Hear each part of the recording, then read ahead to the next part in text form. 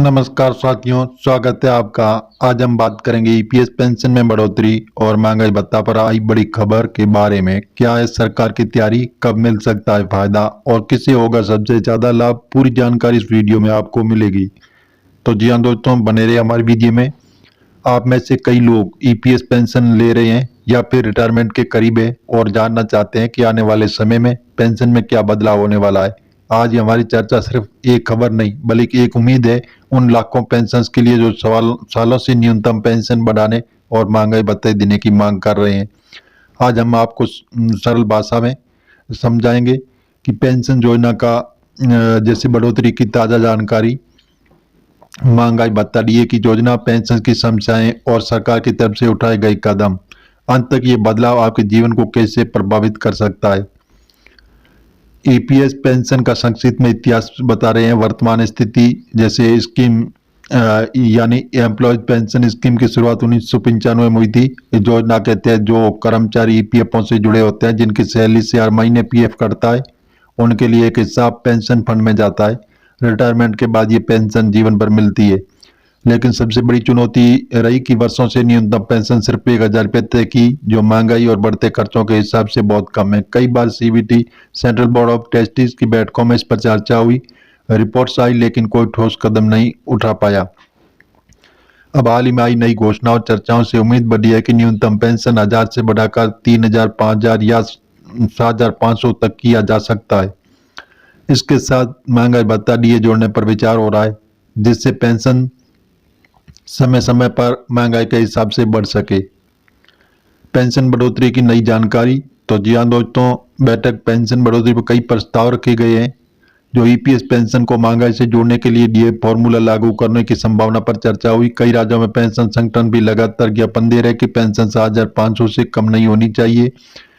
तो जी हाँ दोस्तों, जिसमें बताया गया है कि 78 लाख पेंशन सीधे इस बढ़ोतरी से लाभान्वित होंगे।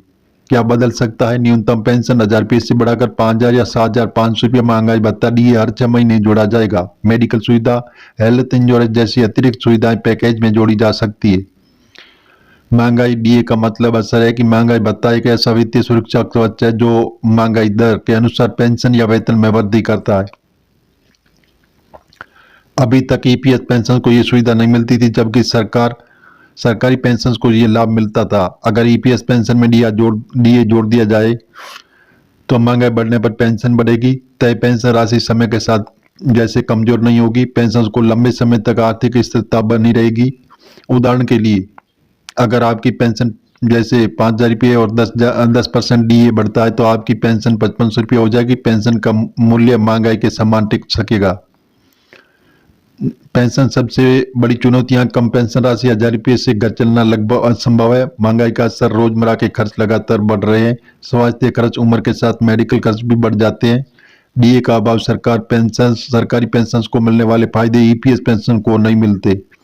यही वजह है कि पेंशन संगठनों ने लंबे समय से 2 मुख्य मांगे रखी। न्यूनतम पेंशन कम से कम 7,500 रुपये, महंगाई भत्ता दिया जाए। सरकार की तैयारी, अगला कदम। वित्त मंत्रालय और श्रम मंत्रालय दोनों इस प्रस्ताव पर चर्चा कर रहे हैं।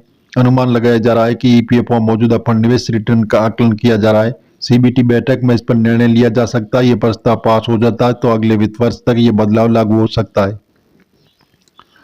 78 लाख ईपीएस पेंशन को सीधा लाभ। प्राइवेट सेक्टर के रिटायर्ड कर्मचारी और छोटे उद्योगों में काम करने वाले कर्मचारी, वो कर्मचारी जो लंबे समय तक कम वेतन वर्ग में रहे, दशकों के लिए। जिसे दोस्तों सिर्फ एक वित्तीय बदलाव नहीं बल्कि लाखों वरिष्ठ नागरिकों के जीवन खुशहाली और सम्मान लाने का कदम है। पेंशन बढ़ोतरी और महंगाई भत्ता मिलने से उनकी आर्थिक सुरक्षा मजबूत होगी। वह बिना चिंता अपने जीवन का आनंद ले सकेंगे। अगर आप इस योजना से जुड़े हैं तो इस वीडियो को शेयर करें ताकि ज्यादा से ज्यादा लोग इस जानकारी का लाभ उठा सकें। और आप विचार क्या कि पेंशन कितनी होनी चाहिए, डीए लागू होना चाहिए या नहीं, कमेंट में जरूर बताएं। धन्यवाद दोस्तों, और फिर मिलेंगे एक नई जानकारी के साथ। तब तक के लिए नमस्कार, अपना ख्याल रखें।